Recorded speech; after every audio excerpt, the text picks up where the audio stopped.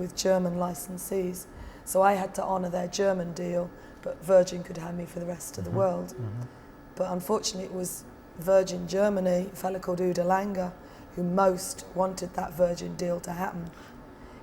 And when he found out he couldn't have it, you know, it all went cold and I lost the deal. Oh dear. So then I didn't make Smile for another couple of years with RCA.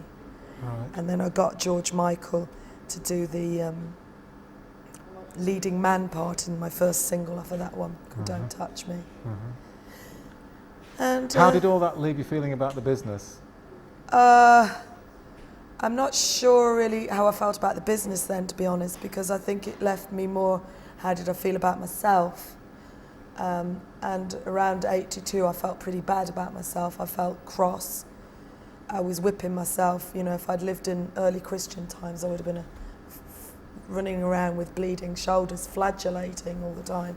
I was very, very unhappy that I'd signed the deal with Albion virtually weeks before I got the lead, and how strange fate can be. Yeah. But apart from that, what can you do? I changed a lot of things in my life. I became vegetarian. I became a Hare Krishna. Right. And I know that that's a bit of a cliche, you know, people, pop stars get there, then they lose it, and then they find God. But in actual fact, I kind of did, you know, and that's fine, because I could never understand why could things be so rotten? Because they were rotten for a little while. There was a judge that used to come to my house nearly every week for about a 4-week period, once a week with a new writ. And he started saying, "I'm very sorry, Miss O'Connor, it's another writ." Everybody was suing me. My ex-manager, my ex-sax player, my ex-record company, and my record company. And yet you'd never made big money? No. I got the lowest equity minimum on Breaking Glass, which is fine, I'm not complaining, because I was given creative control over so many things. So were you glad when the TV roles started coming in? Was that something you went for? When Fighting Back came in, I was hallelujah excited. And I remember going for the interview with the director and the producer, and I nearly, you know, grabbed them by the neck and I said, "This is so me, you have to let me do this part." And I know originally there was a talk that Julie Walters was going to do the part, the lead in Fighting Back, but she'd ended up doing something else. So that was great for me, and so I got to do it. Yes. And that wasn't quitting the music business, that was moving on to something different for a while, because there's headlines, Hazel quits the music business, you know. Oh, blooming hell, quitting all the time, they say. That's what really pees me off. What I like about myself, and I don't like too much, believe me, but I do like that I've never given up on my singing, because I love singing, and I've always done different kinds of gigs, and when things have gone hard or tough, then I'll turn to something that I love, but it's always something musical. Like I did a lot of jazz. When Breaking Glass Breaking Glass didn't go, but just after Breaking Glass, court cases, no money, writs, money for Will You was frozen. That stayed frozen for 12 years. So I end up singing in a supper club in Knightsbridge with a piano player and the sax player from Bellstars. We did jazz. Will You co-written with Wesley McGugan? Say again? Will You was co-written with Wesley McGugan? Well, I wrote the song Will You.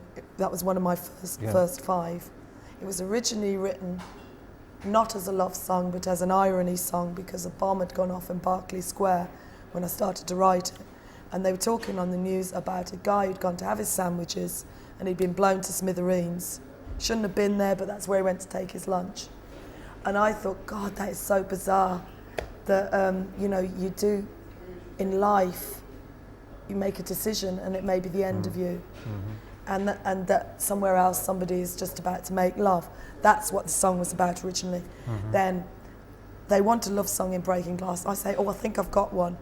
I changed the lyrics, gave the song, we record it, and then Tony Visconti says, let's do a sax solo. So Tony then asks the boys to go 1 verse, 1 middle 8, 1 verse out for the sax solo.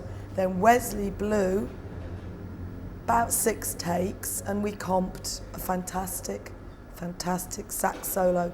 So he didn't write it with me, Right. but he ended up becoming a co-writer by virtue of the process. Oh, But he right. did sue me for that co-writing for 12 years.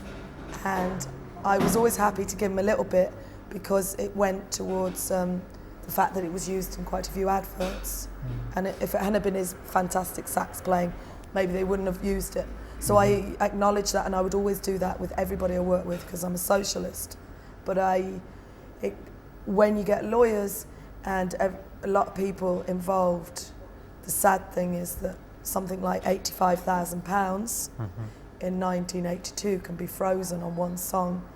And when it emerges and everybody's made friends, the lawyers have had a huge whack, and the person that wrote the song, me, comes out with 16 grand. The rest is gone, goodbye. Swallowed. That's what happened. And that's fine, you know. I could have had an 85,000 mansion, but I've got a cottage in Ireland, which is 10 times better and a lot more fun. And the late 80s, that was Girlfriends, that was about 87, Did the wasn't Girlfriends at the Riverside just before, and no, not the Riverside, I did Sing Out Sister at Riverside, did Girlfriends at Riverside. Oh, Hazel, get your head together. We opened the Charing Cross Playhouse. It had been closed as a theatre for 40 years. That's where they used to do the Goons. Me and David Easter were the leads in the Girlfriends. And I got a whetted appetite for wanting to do a musical. So whilst I was doing that, I started to write a little thing called Sing Out Sister, because I thought this is easy. Of course it's not. Musicals are very difficult. But I also don't particularly like musicals where you talk in 1 minute and then you go, I'd rather a Blood musical. Brothers, that kind of thing? I liked Blood Brothers, actually. Yeah. That would be the exception. They do Yes. it right. Yeah. I don't like many of the ones that lots of people like. I don't like Andrew Lloyd Webber-y type ones much. Like pretendy operas. I'd rather see an opera or somebody singing a song when it is meant to be, really. But anyway, I did that, and then I did the Sing Out Sister at the Riverside, and decided that the phone wasn't begging me to come and do more acting work. Fighting Back had been a huge success, as far as I was getting great reviews. And profile. Great profile, but and I thought I wouldn't stop working, but I didn't get any jobs acting-wise. So I just thought, sod it. My life is much more to do with having an adventure and a journey. And if I stay here any longer, I'm going to be asking for that I had. And I don't want to do that. I want to look forward to a life. So I thought, I'll go and live in America for a bit. They don't know me there. And that's when I met my husband. Well, I met him already, but he was going to Los Angeles same time as me. We kind of got a bit closer. And I used to do a lot of busking at that point on Venice Beach. And I wanted to see to strangers like me that there was no hype. Yes. Get rid of the hype, and they did. And Americans liked me. It went very well in America. Right. And then the 90s, Private Wars, that was sort of mid-90s. Yeah, mid-90s came along. The move from rock to Irish music and to Ireland where you now live, could you describe Yes, how because that there's a came little bit about? in the middle. At the American point, I started working with a guy called Major Black and doing some songwriting with him. He was a black fella, funnily enough, from Atlanta. He started to teach me a lot more black things, singing. And by the time I hit Ireland and started doing those Sony albums, I really wanted to retain the black thing, to retain the gospel thing, and to gather about the Celtic thing, which I started in Private Wars with that loop, using a loop around She Moves Through the Fair, and then continued it with the bands that I played with from Ireland, like doing Spansel Hill. I love the idea that an old song does not have to stay old-fashioned. And I'd always, in the beginning of the 80s, when I was being banned from recording, I thought, well, maybe I could make an electro album of Irish tunes. Right. And I started to do that. Of course, I should have done it when I did it, because it would have been ahead of its time. And now Beyond Breaking Glass, that is heading in an Irish direction. It's heading in an acoustic direction, but I really like the meld of acoustic and electric.